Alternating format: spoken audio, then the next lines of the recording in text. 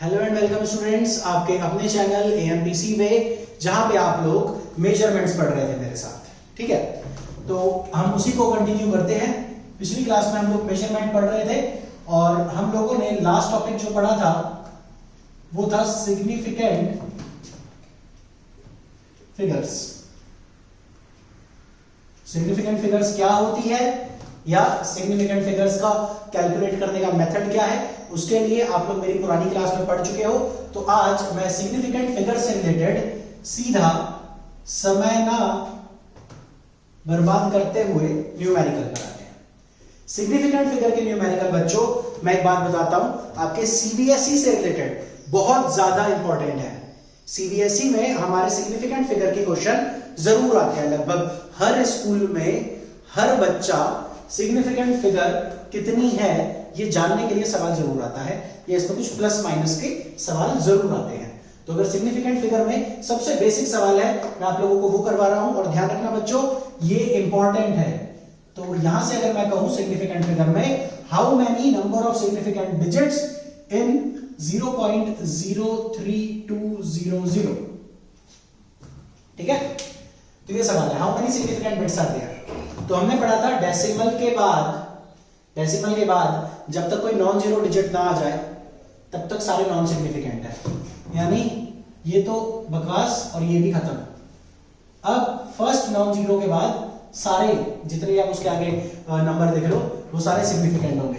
तो बच्चों इसका आंसर है कितने सिग्निफिकेंट बिट्स हैं। कल की तरह मैंने पुरानी क्लास की तरह मैंने इसको सर्कल में कर दिया। तो 4 सिग्निफिकेंट बिट्स होंगी हमारी इसमें।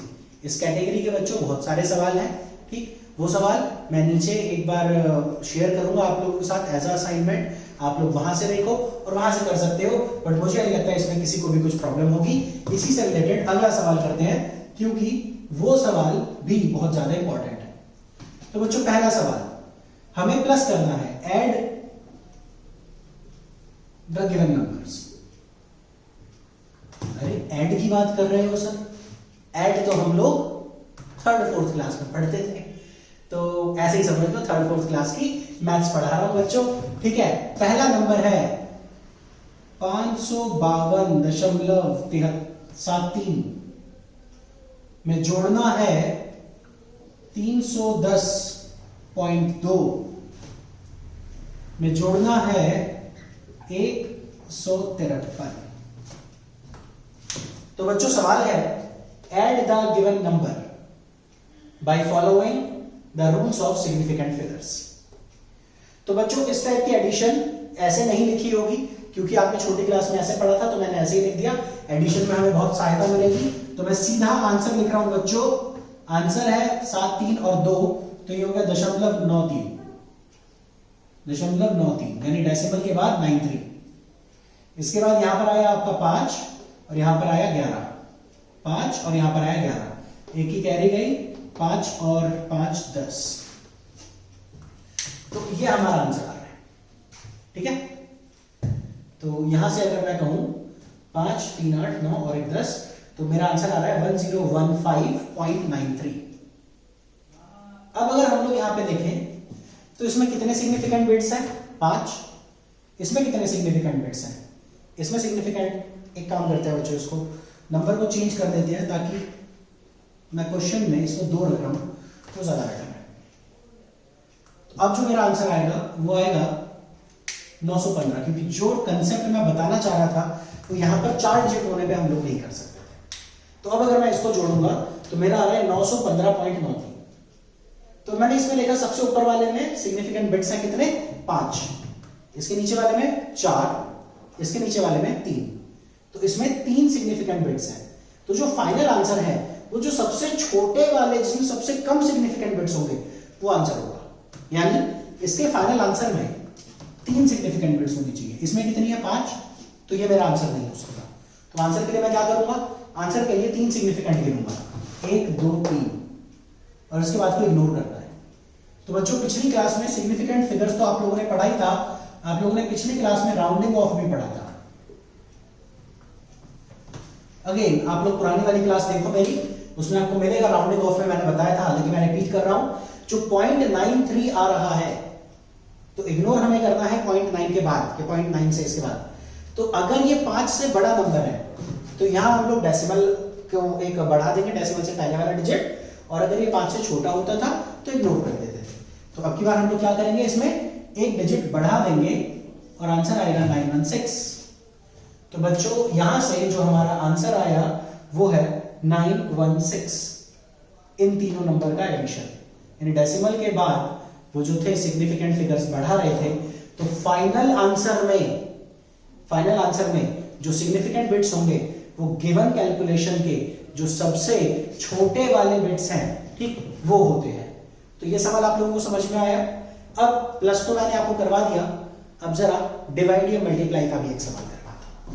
तो नेक्स्ट क्वेश्चन है हमारा, नेक्स्ट क्वेश्चन आप लोग लिखो। तो क्वेश्चन है मास गिवन है हमें 4.237 ग्राम। ओके, मास गिवन है हमें 4.237 ग्राम और उसका वॉल्यूम गिवन है किसी ऑब्जेक्ट का, वो है 2.5 सेंटीमीटर क्यूब। तो क्वेश्चन कह रहा है बच्चों उसकी डेंसिटी निकालना।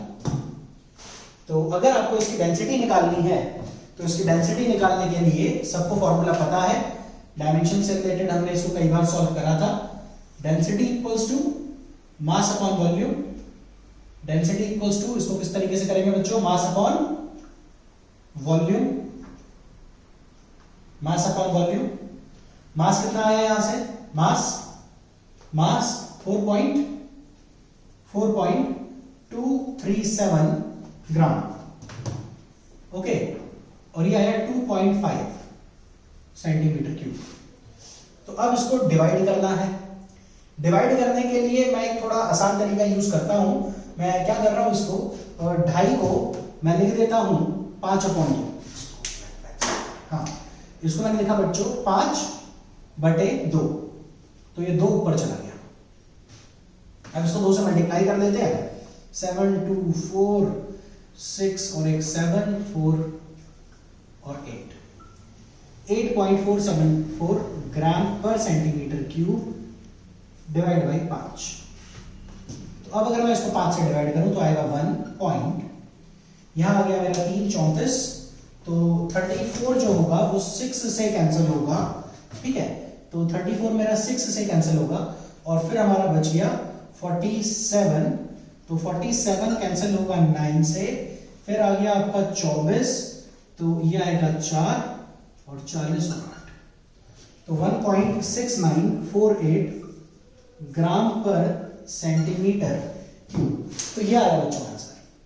क्वेश्चन था मास और वॉल्यूम दे रखे हैं, डेंसिटी निकालो to the appropriate significant figures. तो सिग्निफिकेंट फिगर यहां कितनी है, 1 2 3 4, यहां कितनी है 1 2, कौन सी कम है, 2, वॉल्यूम भी कम है। तो मेरा फाइनल आंसर में कितनी सिग्निफिकेंट बिट्स होनी चाहिए, 2। तो बच्चों डेंसिटी का फाइनल आंसर ये नहीं होगा।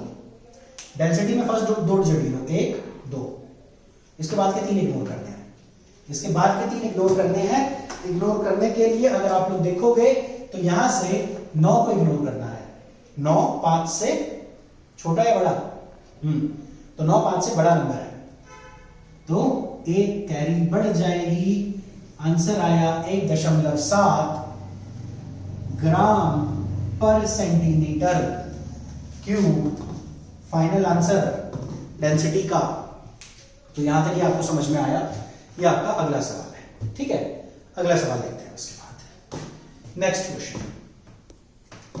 तो बच्चों सवाल है, अगला सवाल, which value is most precise. अच्छा, प्रिसाइज से याद आया, पिछली क्लास में आप लोगों ने प्रिसीजन पढ़ा था, एक्यूरेसी एंड प्रिसीजन। तो पिछली क्लास में आप लोगों ने एक्यूरेसी और प्रिसीजन में जो पढ़ा था वो बता दो। एक्यूरेसी का मतलब, हालांकि इसके ना कहीं 2 तरीके से हम इसको पढ़ सकते हैं, एक्यूरेसी और प्रिसीजन। अब जरा एक्यूरेसी और प्रिसीजन में मैं यहां से कहूं, फिलहाल प्रिसीजन की बात करता हूं, जो वैल्यू जितना छोटा मेजर कर सकती है वो बहुत अच्छा है। जैसे प्रिसाइज क्लॉक की अगर मैं बात करूं कि टाइम की जो स्टॉप वॉच की जो वैल्यू होती है ना टाइम में, जब हम मेजर करते हैं तो वो 1 2 3 4 5 6 ऐसे करके सेकंड बढ़ते जाते हैं, 1 सेकंड 2 सेकंड 3 सेकंड 4 सेकंड। तो इस स्पीड में सेकंड बढ़ रहे हैं। हाँ, अब जो अच्छे वाली जो क्लॉक्स होती हैं उसमें 0.0001 4 डिजिट तक भी ऐसी मैंने काफी स्टॉप वॉच डिजिटल वॉच देखी है जो 4 डिजिट तक सेकंड्स में इस तरीके से आगे बढ़ती है। ठीक, तो वो जो हमारी स्टॉप वॉच है वो बहुत ज्यादा प्रिसाइज है।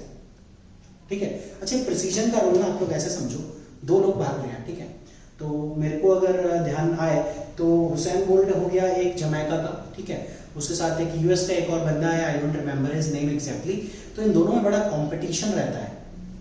तो ये जो दो लोग हैं जब भागते हैं, अब अगर हमारी स्टॉप वॉच एकदम करेक्ट है, दोनों 100 मीटर भाग रहे हैं, ठीक है, लेटर से एक को टाइम लगा 9.5, दूसरे को भी टाइम लगा 9.5, तो हमें कैसे पता चला कौन जीतेगा? तो 9.5 सेकंड्स में दोनों 100 मीटर कवर कर रहे हैं, लेकिन दो में से एक एथलीट नंबर 1 9.51 सेकंड लेता है और एथलीट नंबर 2 9.53 सेकंड लेता है। तो अगर मेरी स्टॉप वॉच ज्यादा प्रिसाइज है तो मैं रीडिंग पता कर सकता हूं, तो जो जीतेगा वो 9.51 सेकंड में अपनी रेस को खत्म कर रहा है। और अगर मैं इसको इग्नोर कर दूं, प्रिसीजन नहीं होगा, तो मैं नहीं बता सकता कौन जीता, मैं बोलूंगा टाई हो गया। ठीक, प्रिसीजन मतलब वो जो पॉइंट के बाद ज्यादा से ज्यादा छोटी चीज मेजर कर सके। तो क्वेश्चन है which of the given value is most precise? Option A 5.00 kilometre, option B 5.00 metre, option C 5.00 centimetre, option D 5.00 millimetre. तो इसका आंसर क्या होगा? इसका आंसर है किलोमीटर के बाद के 2 डिजिट आ रहे हैं, ठीक, यानी लगभग 10 मीटर के आसपास बैठेगा। मीटर के बाद के 2 डिजिट आ रहे हैं, यानी सेंटीमीटर तक जाएगा। सेंटीमीटर में भी इसके बाद के 2 डिजिट आ रहे हैं, यानी सेंटीमीटर में भी 0.1 मिलीमीटर जाएगा। ये क्या होगी इसकी लीस्ट काउंट? 0.1 मिलीमीटर। और इसकी लीस्ट काउंट क्या होगी? 0.01। तो मोस्ट प्रिसाइज यानी सबसे छोटी वैल्यू कौन सी है जो सबसे छोटी वैल्यू तक मेजर कर सकता है? आंसर है 5.00 मिलीमीटर, क्योंकि इसकी लीस्ट काउंट 0.01 मिलीमीटर है। अगले वाले की 0.1 मिलीमीटर है, इसकी 0.0 भी क्यों, मैं इसको कहूं 1 मिलीमीटर है। ठीक है, तो इस तरीके से हमारी अलग अलग यूनिट्स 1 भी नहीं, इसकी लीस्ट काउंट 10 मिलीमीटर से बच्चों, 1 सेंटीमीटर, तो 1 सेंटीमीटर 10 मिलीमीटर, तो 10 मिलीमीटर है, इसके लिए बहुत ज्यादा हो जाएगी किलोमीटर में। तो सबसे ज्यादा प्रिसाइज वैल्यू क्या हुई? ये प्रिसाइज मतलब जो जितना ज्यादा छोटा मेजर कर सकते हो। अच्छा, इसी पे एक और सवाल है, which one is more accurate? ठीक है, तो अगला सवाल लिखते हैं हम लोग। ओके बच्चों, तो अगला सवाल है, if true value is 5 centimetre, then which is most accurate? तो मेरा सवाल है कि अगर 5 सेंटीमीटर की लेंथ मुझे मेजर करनी है तो गिवन ऑप्शंस में से कौन सा तुक्का सही है? आप लोग, इतना सिंपल सवाल है, तुरंत देखते ही आंसर बता दो। पहला आंसर 4.9, दूसरा आंसर 4.801, अगला आंसर 5.25, अगला आंसर 5.25 सेंटीमीटर, नहीं इसमें 80 तक है। हाँ, तो अब 5 सेंटीमीटर में कौन सी वैल्यू हमारी सबसे ज्यादा पास है? बच्चों राउंड ऑफ करो, इसको 5 आएगा, इसको राउंड ऑफ करो 5 आएगा, 5.0, इसको राउंड ऑफ करो 5.0, इसको भी 5.0। तो मेन बात यह है कि सभी की राउंड ऑफ वैल्यू तो 5 सेंटीमीटर ही आ रही है। अब एक्यूरेसी जो है, हम थोड़ा आगे पढ़ने वाले हैं एक टॉपिक, ये आज की क्लास में नहीं कवर हो पाएगा बच्चों, अगली क्लास में कवर करूंगा, एरर्स। बट मैं अभी एक चीज समझा देता हूं, एरर का मतलब गलती। और इसमें क्या देखते हैं? ट्रू वैल्यू से मेरे को कहा गया था इस पेन की लेंथ मेजर करो, इस पेन की लेंथ 5 सेंटीमीटर तो नहीं है, लगभग 13 सेंटीमीटर मान लेता हूं, तो 13 सेंटीमीटर है इस पेन की लेंथ। तो 13 सेंटीमीटर की जगह पर मैंने इसको मेजर करा एक बार 13 सेंटीमीटर से जस्ट 0.1 कम, तो ठीक है, ये ठीक है। लेकिन ये 13 ये 5 से 0.2 कम, तो 0.2 कम, इसमें ज्यादा दूर चला गया, मीन वैल्यू से ट्रू वैल्यू से ज्यादा दूर चला गया। तो एरर का मतलब ट्रू वैल्यू से तुम कितना दूर हो उतनी ज्यादा एरर और उतना कम एक्यूरेट होगा, है ना। ट्रू वैल्यू से जितना ज्यादा दूर हो उतना कम एक्यूरेसी। तो इसमें 0.1 का फर्क है, इसमें ही 0.2, इसमें 0.2 ज्यादा है, गलती तो वो भी है। कम मेजर करो ज्यादा मेजर करो, गलती तो गलती है, तो इसमें भी गलती है, इसमें भी गलती है। हालांकि ये बहुत ज्यादा प्रिसाइज है, ज्यादा मेजर कर रहा है, लेकिन प्रिसीजन नहीं पूछा, इसने एक्यूरेट पूछा है। तो इसने एक्यूरेट पूछा है, तो मेरा सही ऑप्शन होगा ये। क्यों? क्योंकि मीन वैल्यू 5 से इसका डिफरेंस सबसे ज्यादा कम है। अब जरा एक्यूरेसी और प्रिसीजन से रिलेटेड एक जरा सवाल बताता हूं। अब कोई चीज एक्यूरेट कब होती है? जैसे देखो 5, मैंने बोला था ना एक्यूरेसी और प्रिसीजन को समझने के दो मतलब है। एक मतलब तो ये हुआ बच्चों जो कितना छोटा मेजर कर रहा है, और ये कितना पास मेजर कर रहा है। एक्यूरेट कितना पास। तो अब मैंने बोला एक ट्रू वैल्यू है 5.0 सेंटीमीटर, ये क्या है? टीवी, मतलब देखने वाला नहीं, ट्रू वैल्यू। तो 5.0 ट्रू वैल्यू है। किसी की लेंथ मेजर करी, अब किसी की लेंथ मेजर करी, अब इस लेंथ को तुमने मेजर करा, 50 बार, अच्छा ज्यादा हो जाएगा, इतना भी समय नहीं है, ठीक। तुमने मेजर करा 4 बार। एक बच्चे की रीडिंग आती है 4.8, अगली बार उसकी रीडिंग आती है 4.7, अगली बार उसकी रीडिंग आती है 4.8, और अगली बार फिर से 4.8। और सेंटीमीटर तो उसने लगाए ही थे। ये था स्टूडेंट 1, ठीक है। तो मान लो एक बच्चा है, उस बच्चे ने ये 4 रीडिंग नोट करी, अगले बच्चे ने रीडिंग नोट करी स्टूडेंट नंबर 2।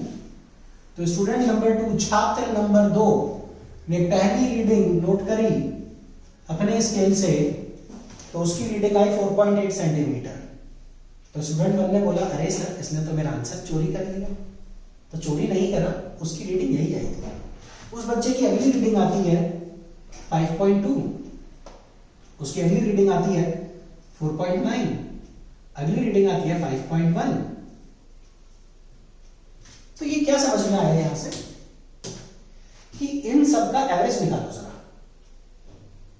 इन सब का एवरेज निकालो बच्चों, आएगा 5.0 सेंटीमीटर। इसका मतलब ये ट्रू वैल्यू के पास है, मतलब ये एक्यूरेट है, ठीक।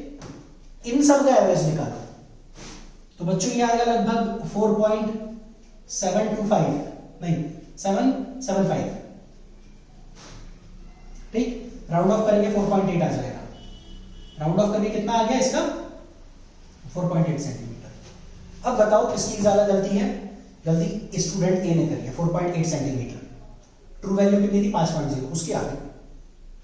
लेकिन ये वैल्यू ज्यादा प्रिसाइज है। कारण बताता हूं। तुमने 4 रीडिंग ली, चारों रीडिंग आसपास है, मतलब सबसे बड़ी रीडिंग और सबसे छोटी रीडिंग का फर्क कितना है? सबसे बड़ी रीडिंग 4.8, सबसे छोटी रीडिंग 4.7, इनका फर्क कितना है? 0.1।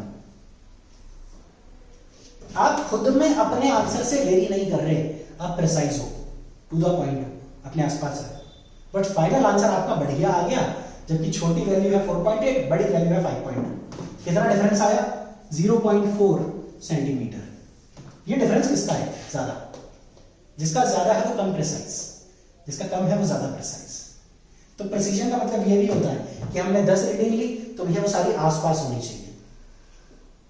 एक गेम होता है, ऐसे डार्ट लगाते हैं, डार्ट लगा करके वो फेंक फेंक के मारते हैं। तो जो एक गोला बनाया, एक बच्चा था उसने एक यहां मारा, एक यहां मारा, तो इन दोनों का एवरेज ये बीच का आ गया, वो जीत गया। अगला बंदा था उसने दोनों यही मारे, तो डार्ट में तुमने ये दोनों मारे तो ये दोनों प्रिसाइज, और ये कहीं ना कहीं इनका मीन निकालोगे तो ग्रीन वाले एक्यूरेट हो जाएंगे। तो ये मतलब था। तो एक्यूरेसी प्रिसीजन, उम्मीद करता हूं यहां तक आप लोगों को समझ में आया होगा। बहुत इंपॉर्टेंट वाले टॉपिक्स थे, ठीक है। अब इसके बाद जो हमें पढ़ना था, एक बेसिक सा रूल था, मैं जरा उसको डिस्कस करता हूं। और आज मैं एक नए औजार के साथ हूं। औजार मतलब डिवाइस होता है बच्चों, तो दिखाता हूं ये मैं आप लोगों को अभी, ताकि हम लोग अपने मुद्दे पर आए। बहुत जरूरी है ये। क्या? स्केल देखो, स्केल पे 0 से 25 सेंटीमीटर, सॉरी सेंटीमीटर नहीं है, 0 से 25, 25, 50 इस तरीके से होगा। 0, 25, 50, फिर 75, फिर 100, और ये ग्राम्स में है। बच्चों इस डिवाइस को कहते हैं, इस डिवाइस को कहते हैं स्प्रिंग बैलेंस। ठीक, हमारे घरों में जब सिलेंडर आते हैं, तो जो साइकिल में भैया सिलेंडर लेके आते हैं, उनके पास भी स्प्रिंग बैलेंस होता है, बस वो थोड़ा भारी वाला होता है। तो वो भारी वाला इसलिए क्योंकि उसकी स्प्रिंग का के थोड़ा ज्यादा होगा स्टिफनेस, ताकि वो सिलेंडर जैसे भारी चीज उठा सके। हम इससे क्या उठाते हैं? बहुत हल्की चीज, जो हम लोग ऐसे करो 50 ग्राम लगभग के इस हिसाब से, या 250 ग्राम तक। तो इसकी लीस्ट काउंट कैसे निकालते हैं? मैंने कल बच्चों आपको ये सिखाया। मैंने क्या कहा? 0 से 25 है। क्या कहा मैंने? 0 से 25 ग्राम कितने हिस्से में डिवाइडेड है? 5 इक्वल पार्ट्स। तो एक पार्ट क्या नापेगा? एक पार्ट कितना नापेगा? 5 का डिवाइड हो गया 5 ग्राम। तो बच्चों एक पार्ट कितना नापेगा? 5 ग्राम। तो बिल्कुल इस तरीके से हमने पिछली क्लास में वोल्टमीटर, लेंथ की काफी सारी चीजें पढ़ी थी। तो इसी में एक और टर्म है, वो है कॉम्प्लीमेंट्री यूनिट्स। ठीक है, या अगर मैं कहूं सीधा एंगल, एंगल फिजिकल क्वांटिटी थी। अब अगर आप लोग एंगल की बात करोगे, तो बच्चों एंगल के केस में मैं कहूं तो एंगल के केस में ऐसे कह लो कि 1 डिग्री जो था वो काफी स्मॉल वैल्यू थी, और जो रेडियन था वो था हमारा ऐसा यूनिट एंगल का। तो how angle and degree and radian are related angle में? तो बच्चों आप कहोगे कि सर 1 या 180 डिग्री होता है पाई रेडियन, जहां पे पाई की वैल्यू 22/7 या 3.14 होती है। तो 1 डिग्री कितना आ जाएगा? 1 डिग्री आ जाएगा आपका पाई अपॉन 180 रेडियन। तो ये समझ में आया?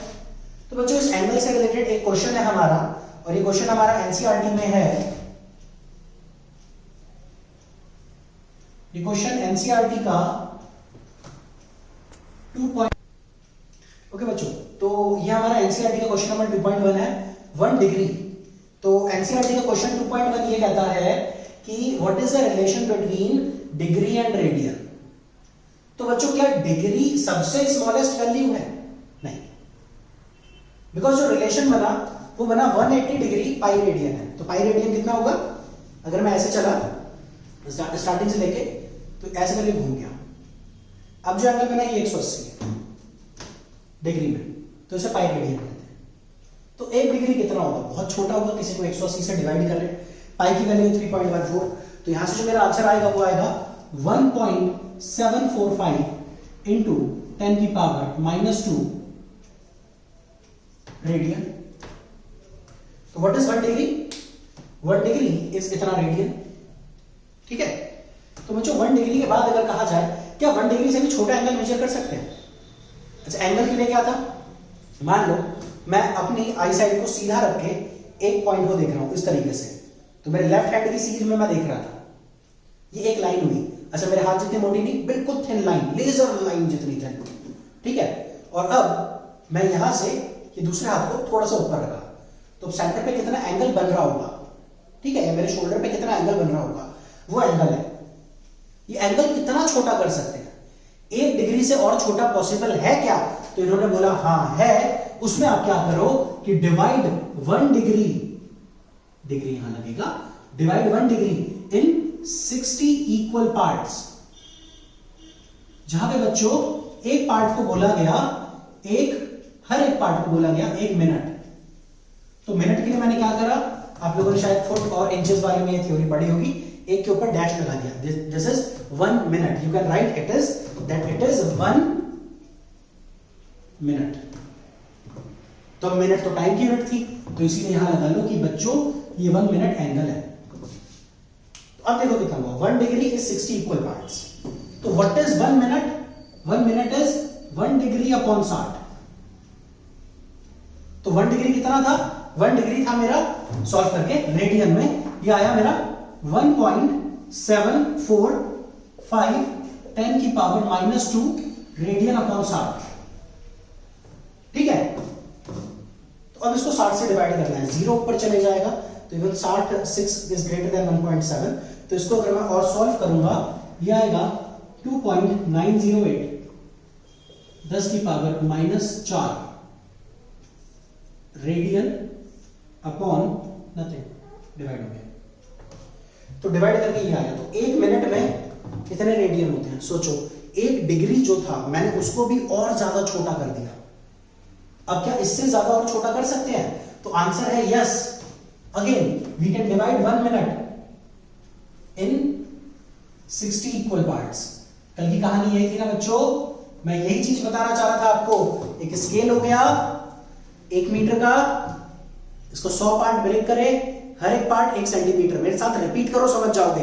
एक स्केल 1 मीटर का, इसमें 100 पार्ट डिवाइड करे, एक पार्ट का नाम 1 सेंटीमीटर।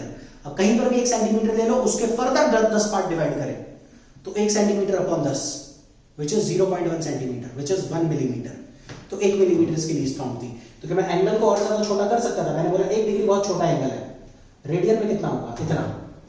1 मिनट बहुत छोटा एंगल है, क्यों? क्योंकि वो 1 डिग्री का 60वां हिस्सा था, 1 डिग्री का 60वां हिस्सा, और 1 मिनट का 60वां हिस्सा 60 इक्वल पार्ट्स, और एक पार्ट को कहा जाता है 1 सेकेंड। तो अगर मैं 1 सेकेंड कह रहा हूं बच्चों, तो 1 सेकेंड है 1 सेकेंड एंगल। तो अब देखो जरा 1 सेकेंड क्या होगा बच्चों? 1 सेकेंड होगा 1 मिनट बटे 60, या 1 डिग्री अपॉन 60 इंटू 60। सॉल्व करो, 1 डिग्री की वैल्यू है ये 1.745 10 की पावर -2 अपॉन 60 इंटू 60। ठीक है, तो ये जो वैल्यू आती है मेरी, ये आती है 4.85 इंटू 10 की पावर 246 -6 रेडियन। तो 1 मिनट में इतने रेडियन होते हैं। ये एनसीईआरटी के क्वेश्चन नंबर 2.1 था बच्चों, जिसे आप लोग नोट कर सकते हो। और ये जो क्वेश्चन है बच्चों, ये प्रैक्टिकली बहुत इस्तेमाल होगा। पैरेलैक्स मेथड करके एक मेथड है, जिसमें हम लोग बहुत दूर स्टार की पोजीशन पता करते हैं। ये पता करते हैं कि ये स्टार हमसे कितना दूर है, तो वो जो पर्टिकुलर डिस्टेंस है वो हम एंगल की हेल्प से मेजर करेंगे। तो इसलिए ऐसा यूनिट रेडियन में मुझे पता होनी चाहिए। तो ये क्वेश्चन एनसीईआरटी का solve example 2.1 is really very important. हाँ, इसको जरूर पढ़ना। ये पैरेलैक्स का बेस था, ऐसे समझ लो, और मेजरमेंट का भी। तो मैं मेजरमेंट पढ़ा रहा था। मेजरमेंट में शायद आप लोग मेरे साथ अब जुड़ रहे होंगे, जिसमें आपको दिख रहा होगा कि हाँ, इसको ऐसे डिवाइड करके ये लिखा, तो इस तरीके से हमारी यूनिट आती जा रही है। तो ये चीज हमें समझनी थी, और कहीं ना कहीं आपको अगर देखोगे तो ये कोई टफ नहीं था, दिस इज सिंपल। अब इसके बाद हम लोग बात करते हैं कि कोई छोटी लेंथ मेजर करनी है। छोटी लेंथ मेजर करनी है, फॉर एग्जाम्पल मेरा सवाल, आपकी जो फिंगरप्रिंट्स हैं, आपकी 2 कंसेक्यूटिव, आप सोचो अगर मैं उंगली में जो 2 लाइन है, बहुत सारी लाइन है ऑब्वियसली, कोई सी भी जो 2 साथ की लाइन है, उनके बीच में डिस्टेंस कितना है, उसको तो मैं नहीं बोलूंगा किलोमीटर में मेजर करके बताओ, उसको तो मैं नहीं बोलूंगा कि मीटर में मेजर करके बताओ, इवन मिलीमीटर भी उसके लिए बहुत ज्यादा है बच्चों। तो उस टाइप के डिस्टेंस जो तुम्हारे मेजर होते हैं, वो डिस्टेंसेस हमारे माइक्रोमीटर में मेजर होते हैं। किसमें? माइक्रोमीटर में। तो अब मैं आप लोगों को कुछ नई चीज पढ़ा रहा हूं, जिसमें मैं कह रहा हूं some other practical units of length. मेरी heading some other practical units of length. तो पहले छोटी यूनिट्स, छोटी छोटी यूनिट्स, ठीक है बच्चों। तो छोटी units, small units. Small unit में सबसे पहले मैंने बोला माइक्रोमीटर, म्यू एम कितना होता है, अब तक याद हो गया होगा वैसे। माइक्रो एक प्रीफिक्स था जिसकी वैल्यू 10 की पावर -6 होती है। इससे भी छोटा, what is the order of atomic size? Atomic size, अच्छा पिछली क्लास में राउंडिंग ऑफ के साथ साथ मुझे ध्यान आ रहा है मैंने ऑर्डर भी पढ़ाया था। ऑर्डर का हमने न्यूमेरिकल तो नहीं करा बच्चों आज, देखना अभी वो हम देखेंगे बाद में। ऑर्डर, तो ऑर्डर भी मैंने पिछली क्लास में पढ़ाया था, ध्यान रखना वीडियो को, अगेन आप लोग उसको वॉच करो। तो माइक्रोमीटर इतना। तो व्हाट इज द अगला question, order of, what is the order of an atom? तो एटम का साइज कितना होता है लगभग? तो वो होता है बच्चों angstrom, symbol A0, it is 10 की पावर -10 मीटर। नेक्स्ट तो नेक्स्ट नंबर 3, अगर मैं नंबर 3 की बात करूं एंगस्ट्रॉम के बाद, जो हमारी नेक्स्ट यूनिट है वो है नैनो मीटर, बहुत छोटी है ये भी, nm। ये कितना होगा, 10 की पावर -9 मीटर। एंगस्ट्रॉम की टर्म्स में कहूं तो 10 एंगस्ट्रॉम मिल करके 1 नैनोमीटर बनाते हैं। यानी 1 नैनोमीटर को अगर 10 हिस्सों में बांट दो तो एंगस्ट्रॉम बनेगा, ठीक है। यानी नैनोमीटर के अंदर 10 एटम आ जाएंगे। तो अब ऐसे सोचो, अगर कोई मॉलिक्यूल जिसके अंदर बहुत सारे एटम है, तो वो मॉलिक्यूल का साइज नैनोमीटर तक हो सकता है। आपने पढ़ा है ना, सबसे बेसिक यूनिट एटम है, एटम से मॉलिक्यूल बनते हैं। तो हम यही करेंगे, साइज ऑफ मॉलिक्यूल निकालेंगे तो नैनोमीटर के टर्म्स में होता है। हाँ, आंसर आएगा तब देखेंगे। Number 4, what is the order of size of nucleus? तो वो है फर्मी। फर्मी 2 वर्ड को मिला करके बना है, जिसका मतलब है फेम्टोमीटर। तो बच्चे पूछ रहे होंगे सर इसमें आई तो आया नहीं, अगेन आर भी कहां आ रहा है और आप फर्मी ऐसे लिख रहे हो। तो इसकी नोटेशन यही है, फर्मी, फर्मी की फुल फॉर्म फेम्टोमीटर है। फेम्टोमीटर को आप एफएम लिख सकते हो, बजाने वाला नहीं। हाँ, एफएम लिख सकते हैं, बजाते मत रहो, एफएम।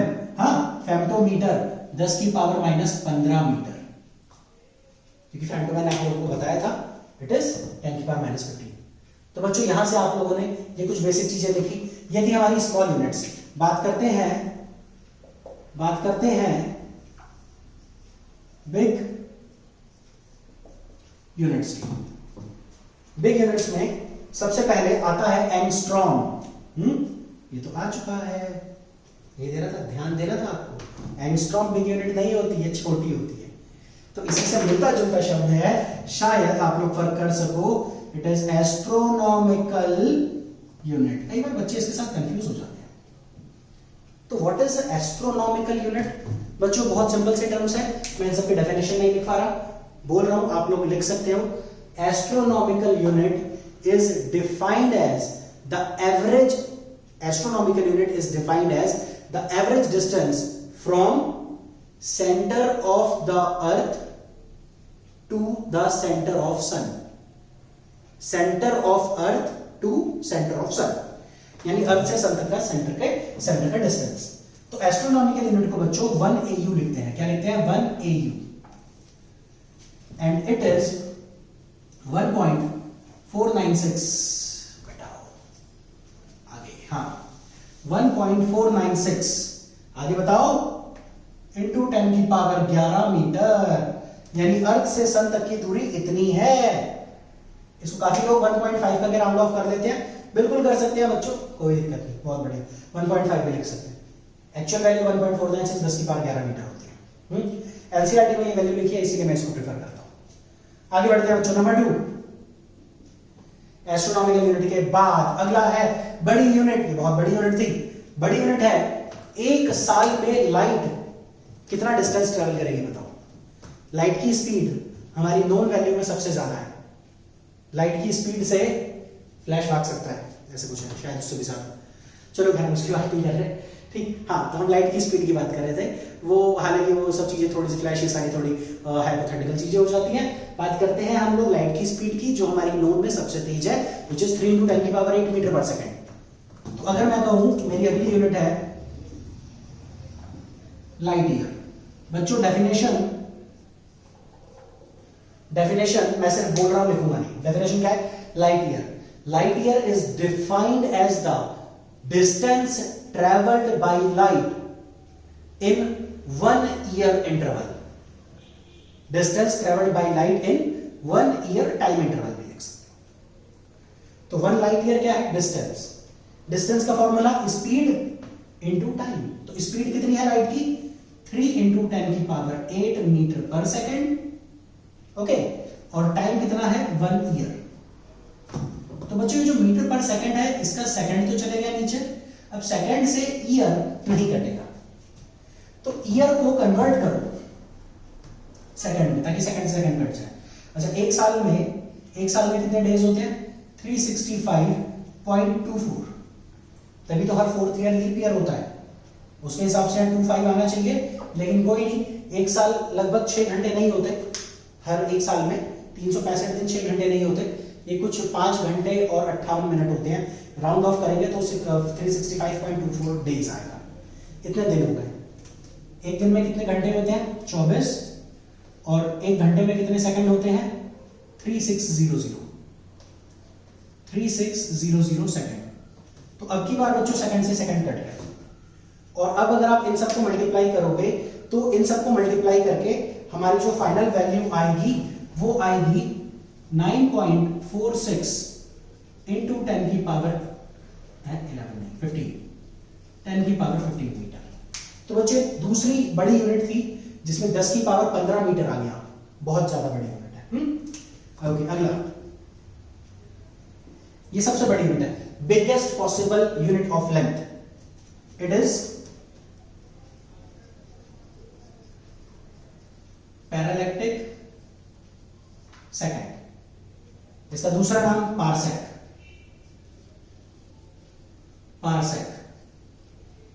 ठीक, तो पारसेक का मतलब क्या होता है? तो बच्चों पारसेक का मतलब है, पारसेक हमारी biggest possible unit of length है। इसकी डेफिनेशन लिखो। It is defined as the distance covered by 1 astronomical unit arc length which subtends an angle of 1 second arc at a fixed point। मतलब अगर आप लोग, मैं इसको यहां थोड़ा छोटा छोटा नीचे बना रहा हूं, अगर आप लोग एंगल का कंसेप्ट पढ़ो तो ये एंगल होता है ना, यहां पर एंगल बना, तो बच्चों रेडियस जो है वो 1 पारसेक होगा। रेडियस जो है 1 पारसेक होगा। अगर आर्क लेंथ कितनी हो जाएगी? आर्क लेंथ 1 AU, एंगल कितना बनेगा? 1 सेकेंड। तो एंगल बनेगा 1 सेकेंड, आर्क लेंथ होगी 1 AU। तो बच्चों angle equals to arc upon radius का कंसेप्ट होता है। तो रेडियस हो गया आर्क अपॉन एंगल। तो what is 1 parsec? It is arc length which is 1 astronomical unit upon 1 second। तो 1 astronomical unit तो मुझे पता है इतना है, कितना? 1.496 into 10⁻11 metre divided by 1 second. 1 second था 4.85 into 10⁻⁻6 रेडियन। तो रेडियन की यहां पर हम लोग कुछ भी ऐसा यूनिट या ऐसा कुछ नहीं कहेंगे। तो यहां से अब अगर आप इसको सॉल्व करोगे तो इसका आंसर आएगा डिवाइड करने के बाद 3.08 इंटू 10⁻16 मीटर। तो ये 3 बड़ी यूनिट है। मेरे ख्याल से आपको समझ में आ गया होगा, ये आपको याद करना है और ये पूछा जरूर जाता है, तो आप लोग इसको नोट कर सकते हो। आगे बढ़ा जाए, आगे का टॉपिक है कि इनके बीच में रिलेशन क्या होता है। ठीक, तो इनके बीच में रिलेशन क्या होता है?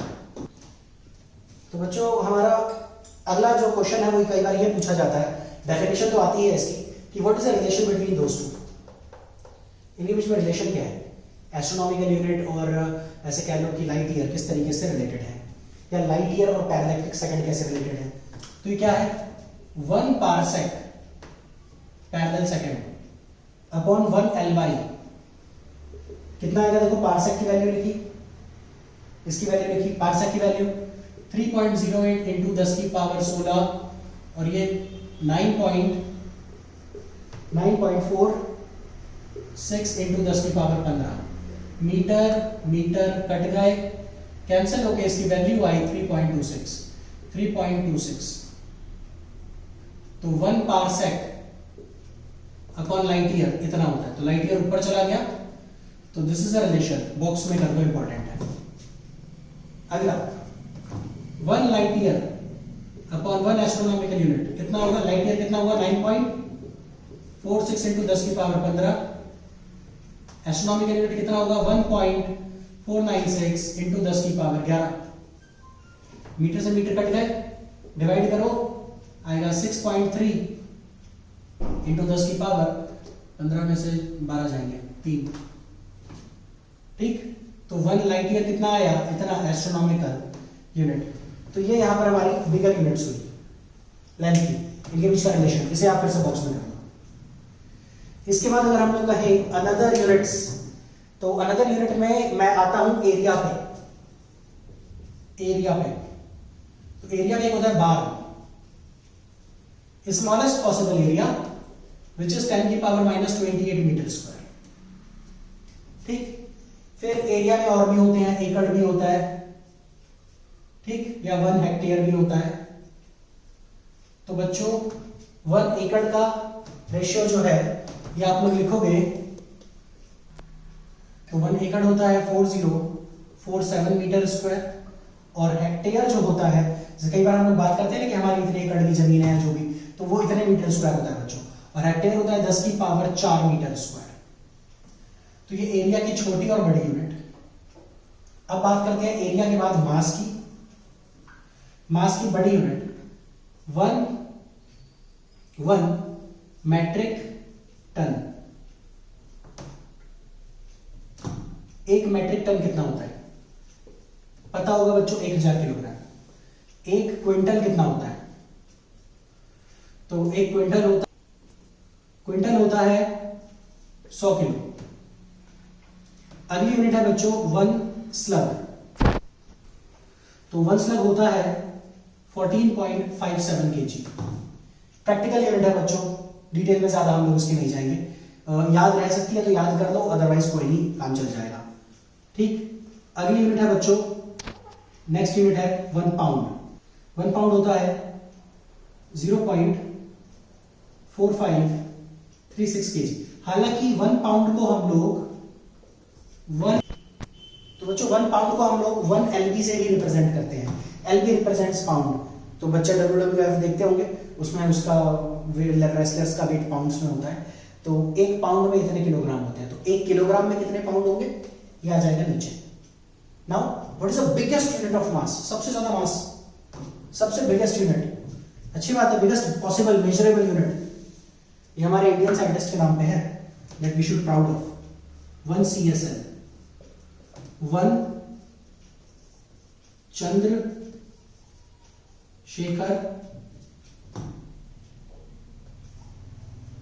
लिमिट। तो ये कितना होता है? It is approximately 1.4 times mass of sun. तो ये बिगेस्ट पॉसिबल है। इसी तरीके से स्मॉलेस्ट पॉसिबल क्या होती है? स्मॉलेस्ट पॉसिबल है 1 AMU। AMU का मतलब atomic mass unit. Atomic mass unit क्या है?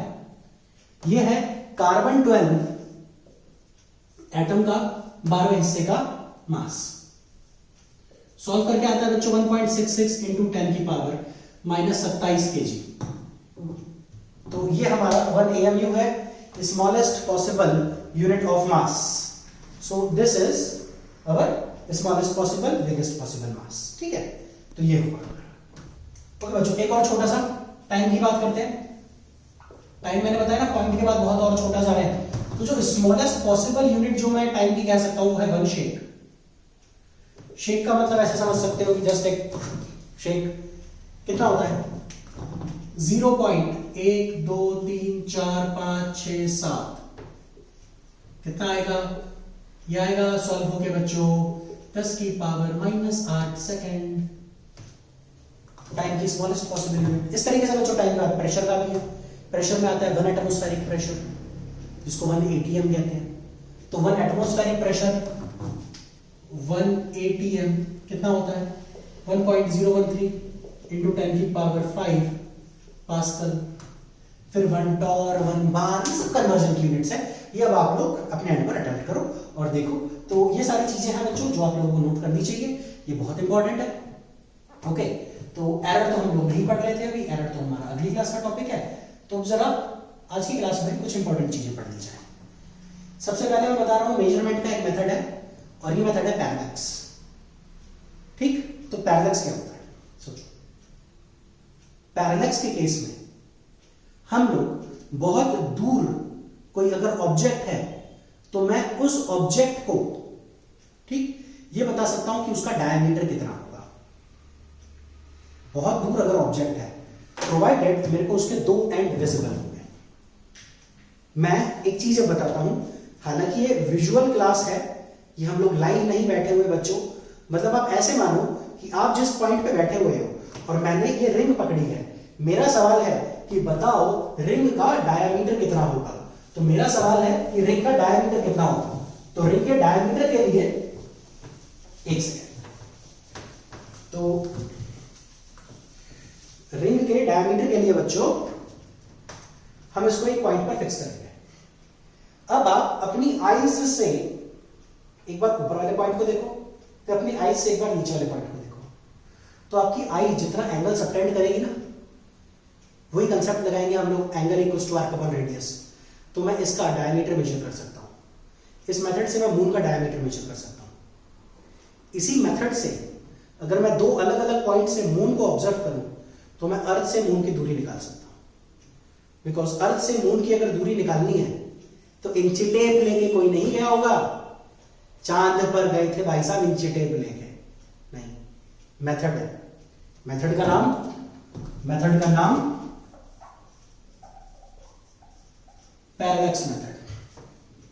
पैरेलैक्स मेथड की अगर मैं बात करूं, पैरेलैक्स मेथड में समझा रहा हूं बच्चों, ये क्या है, सरफेस ऑफ अर्थ। याद है पुरानी वाली क्लास में एक पैरेलैक्स का एक एग्जांपल डिस्कस करा था मैंने, हाँ, कि सन का अर्थ से डिस्टेंस निकालने वाला अच्छा मेथड है वो। ये सारी चीजें पैरेलैक्स से होती हैं और पैरेलैक्स से समझने के लिए मैं आपको सिर्फ एक बहुत सिंपल सी बात बताता हूं। अपने राइट या लेफ्ट हैंड पे अपना पेन आप ऐसे करके पकड़ो, पीछे का बैकग्राउंड के रिस्पेक्ट में चीजें बदलनी चाहिए। मतलब मैंने आपको ये कहा बैकग्राउंड के रिस्पेक्ट में आप एक बार अपनी राइट आई कवर करो और पेन को देखो, फिर आप लेफ्ट आई कवर करो और पेन को देखो। बैकग्राउंड के रिस्पेक्ट में आपको लगेगा पहले पेन इधर था इधर हो गया, तो अलग अलग पॉइंट से ऑब्जर्व करा तो बैकग्राउंड के रिस्पेक्ट में ऑब्जेक्ट की पोजीशन चेंज हो जाती है। ये पैरेलैक्स है, अलग अलग पॉइंट से ऑब्जर्व करा तो बैकग्राउंड के उसमें पोजीशन चेंज हो जाती है। बच्चों पैरेलैक्स और ऑलिक एसिड के जो हमारे मेथड्स हैं, मेजरमेंट के मेथड है, इसके नोट्स में प्रॉपरली नीचे दे दूंगा आपको लिंक में, ठीक, वो ड्राइव में है मेरी, वो आप लोग देख सकते हो वहां से। बट फिलहाल मेथड समझने पे हमारा ज्यादा ध्यान होना चाहिए। सरफेस ऑफ अर्थ, तो बैकग्राउंड के लिए मेरे को क्या चाहिए, एक दूर का स्टार S1, एक दूर का स्टार S2, बीच में अर्थ से किसी दूरी पर है मून M। तो अब एक बंदा दिल्ली में है, या लेट अस से एक बंदा दिल्ली में है तो दिल्ली को मैं A मान लेता हूं, और एक बंदा मुंबई में है, बॉम्बे B। तो A और B दो बंदे पोजीशन पर है अलग अलग, जिनके बीच की दूरी मुझे पता है, जिनके बीच का डिस्टेंस मैं R मान लेता हूं। There is not radius of earth, बस अर्थ की सतह से आप मून देख रहे हो, तो A ने अपना रेफरेंस मान लिया स्टार को, इसने बोला भैया मेरा मून θ1 एंगल पर है, बी ने भी अपना रेफरेंस मान लिया अपने स्टार को, और इसने बोला कि मेरा चांद θ2 एंगल पर है। दोनों का चांद वही है, तो टोटल एंगल देखते हैं। तो बच्चों एक इन दोनों के पैरेलल लाइन खींच देता हूं मैं। तो ऑल्टरनेट इंटीरियर एंगल से ये θ1 है, तो मेरा ध्यान से देखना, मैं ब्लैक से मार्क कर रहा हूं। तो बच्चों इतना एंगल θ बनाएगा, इतना एंगल कितना आएगा θ1, और इतना एंगल कितना आएगा बचा हुआ इतना, ये भी ऑल्टरनेट इंटीरियर है, तो बच्चों ये आएगा θ2, दोनों प्लस हो गए। अब मैं ये कह रहा हूं कि ये जो रेडियस है ना, ये वाला, ये ब्लू वाली लाइन, इस डिस्टेंस को आप मान लो d। तो व्हाट इज r? r है आर्क लेंथ, d है रेडियस। हालांकि रेडियस के साथ साथ d जो है, d is a distance between earth and moon. बच्चों मून की जगह पर मैं दूसरा XYZ स्टार भी ले सकता हूं। हाँ, तो एक स्टार की मैं डिस्टेंस मेजर कर सकता था, तो डिस्टेंस, बट ये है मेरा रेडियस। अच्छा, आप लोगों ने यहां पढ़ा angle equals to arc upon radius. तो रेडियस कितना आ जाएगा बच्चों? रेडियस आ गया तुम्हारा आर्क लेंथ अपॉन एंगल। तो रेडियस कितना आ गया? d, यानी अर्थ से मून का डिस्टेंस d। आर्क लेंथ कितनी? r, जो कि मुझे पता है। मान लो मैं दिल्ली से और बॉम्बे से ऑब्जर्व कर रहा हूं, तो दिल्ली से बॉम्बे का डिस्टेंस मुझे पता है 1500 किलोमीटर। और कितना एंगल बना वो तो मैंने लेजर मेथड से मेजर कर लिया था, क्योंकि छोटे छोटे एंगल थे ना, वो छोटे छोटे एंगल मैंने थोड़ी देर पहले कहा था कि 1 सेकेंड 1 मिनट है ना, तो वो छोटे छोटे एंगल की टर्म्स में ही आ गए। तो बिल्कुल इसी बेसिस पर हमारा एनसीईआरटी में एक क्वेश्चन है जो हम लोग नेक्स्ट क्लास में डिस्कस करेंगे, बट होपफुली आपको मेथड समझ में आ गया। Capital D is a distance between earth and moon. तो पैरेलैक्स मेथड में अब मैं आपको एक चीज समझाता हूं। पैरेलैक्स मेथड से मैं डिस्टेंस कैलकुलेट कर सकता हूं। I can calculate distance, parallax method की application number 1, I can calculate distance of stars. ये मेजरमेंट का ही मेथड है, बट मैं इसको बिता रहा हूं मेन हेडिंग को अभी। हाँ, distance of stars less than 100 light years. तो जो 100 लाइट ईयर से कम है सिर्फ वो निकाल सकता हूं मैं। और दूसरा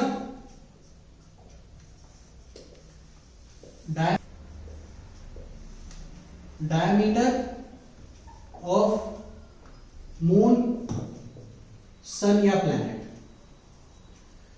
को हम देख सकते हैं। स्टार का डायमीटर कैलकुलेट करना लगभग असंभव है, क्योंकि स्टार का मेरे को सिर्फ एक ही पॉइंट दिखेगा। तो डायमीटर कैलकुलेट करने का मेथड मैंने बोला ना कि एक रिंग हो गई, उसके ऊपर वाले पॉइंट को देखो, नीचे वाले पॉइंट को देखो, तो angle equals to arc upon radius बन जाएगा। कैसे देखो बच्चों, मैं इसी डायग्राम को पहले एक बार बनाता हूं, देन वी विल कंप्लीट। हाँ, तो हमारी हेडिंग है, ये देखो, ये हुआ हमारा सुंदर सा चांद। चांद का डायमीटर है d। ये हो गई सरफेस ऑफ अर्थ। अर्थ के पॉइंट से आपने यहां देखा, फिर आपने यहां देखा। तो भैया अर्थ से जब आप इधर देख रहे थे, तो अर्थ से सन की दूरी, सॉरी, अर्थ से मून की दूरी कितनी थी? अर्थ से मून की दूरी थी कैपिटल D, जो आप निकाल चुके थे मेथड 1 में। अब कितना एंगल बन रहा है लेजर लाइट से देखो। जैसे मैंने बोला ना, एक हाथ को ऐसे रख के दूसरा रख, कितना एंगल बना, ऐसे एंगल, तो कितना एंगल बना, कितना एंगल बना बच्चों? थीटा।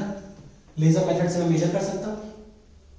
तो अगर इस तरीके से मुझे पता है कितना एंगल बना, दूरी मैं निकाल चुका था, तो व्हाट इज डायमीटर? तो देखो, angle equals to arc upon radius. तो what is diameter? Diameter d होगा d इंटू थीटा। खत्म। अच्छा, यहां पर ना इस थीटा को हम लोग एंगुलर डायमीटर भी कहते हैं। एनसीईआरटी में कुछ न्यूमेरिकल है जिसमें थीटा को क्या बोलेंगे बच्चों? Angular diameter. ठीक है, तो एंगुलर डायमीटर ये हमारा सेकंड। तो इस मेथड से हम लोग डायमीटर कैलकुलेट कर सकते थे। ये था पैरेलैक्स मेथड। तो बच्चों पैरेलैक्स में ना 2 एप्लीकेशन होती है, ध्यान रखना। न्यूमेरिकल हम लोग बाद में देखेंगे। ओके, अब हमारा आज का आखिरी मेथड ये काफी स्कूलों में पूछा जाता है। पैरेलैक्स की बात नहीं करना, पैरेलैक्स तो जरूर पूछा जाएगा सबके स्कूल्स में। अब ये आपके ऊपर डिपेंड करता है कि हमें क्या करना है, एस्टिमेशन साइज ऑफ मॉलिक्यूल। तो मॉलिक्यूल का साइज निकालने का भी एस्टिमेशन होता है और ये हमें कैलकुलेट करना होता है। तो मॉलिक्यूल जो है बच्चों वो है ऑलिक एसिड।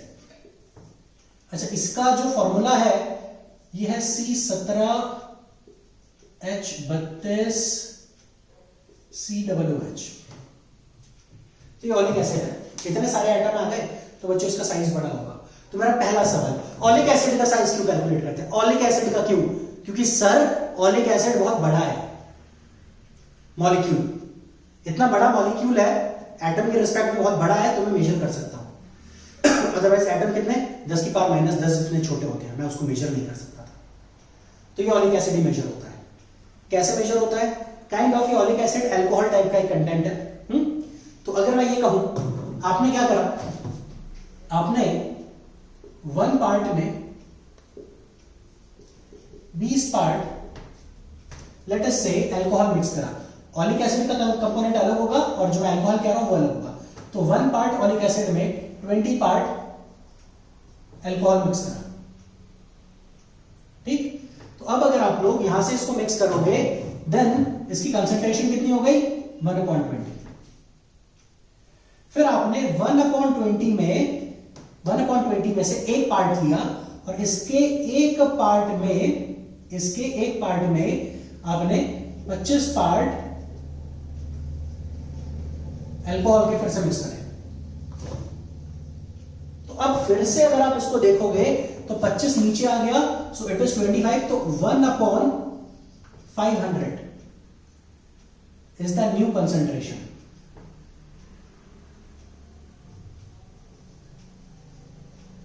तो 1/500 उसकी कंसंट्रेशन हो गई। अब आपने क्या करा, ऑलिक एसिड आपके पास था, आपने इसकी एन ड्रॉप्स उठाई, मतलब ड्रॉपर से आपने मॉलिक्यूल को उठाया। आप सोचो क्या था कि एक पार्ट में 20 पार्ट अल्कोहल थे, तो कंसंट्रेशन 1/20 हो गई। अब फर्दर इस कंसंट्रेशन में आपने 25 पार्ट अल्कोहल के डाल दिए, तो अब कितनी कंसंट्रेशन हो गई? 25। फिर से डिवाइड में आ गया, 20 × 25 इट इज 500, राइट? तो 1/500 इज द न्यू कंसंट्रेशन। यानी अगर आप एक पार्ट लोगे तो उसमें 1/500 टाइम्स ऑलिक एसिड होगा। तो आपने क्या करा, एन ड्रॉप्स एक पतीले में ड्रॉप करें। तो ये पतीला आप लोग ऐसे समझ सकते हो जैसे हलवाई के पास होता है ना, ऐसे करके वो मिठाई जिसमें शो करता है, एक रेक्टेंगुलर पतीला सा होता है, रेक्टेंगुलर शोकेस टाइप होता है, जो कुछ ऐसा सा होता है